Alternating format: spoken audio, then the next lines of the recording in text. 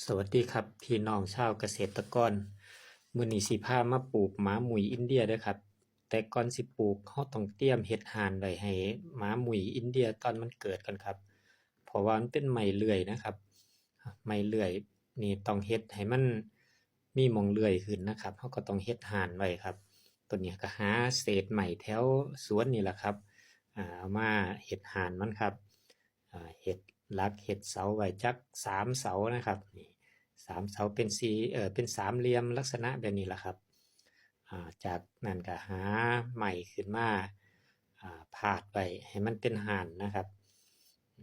เอาลวดมัดไว้ซื่อๆนี่แหละครับเฮ็ดง่ายๆครับบ่ยาก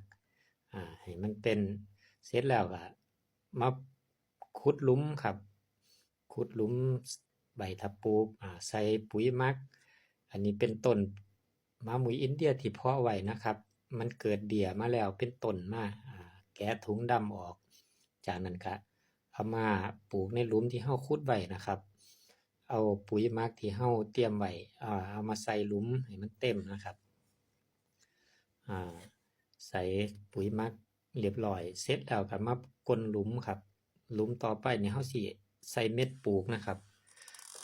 อันนี้คือหน่วยแบบหมาหมุยอินเดียเลยครับมันแข็งอีหลีเลยครับมันสิมีเม็ดอยู่ข้างในนะครับเนี่ยเฮาขุดหลุมไว้จังซี่ล่ะครับจากนั้นก็เอาปุ๋ยหมักกับดินนะครับผสมกันคลุกเข้าให้มันผสมกันนะครับคลุกเข้าให้มันผสมกันทุกหลุมที่เฮาขุดไว้เลยครับอันนี้คือเม็ดหมาหมุยอินเดียนะครับเนี่ยเฮาก็หย่อนเม็ดลงไปเลยครับหย่อนเม็ดลงไปเอาดินถมไว้จักหน่อยบ่ต้องฝังลึกนะครับเสร็จจากนั้นก็เอาน้ำมารดครับ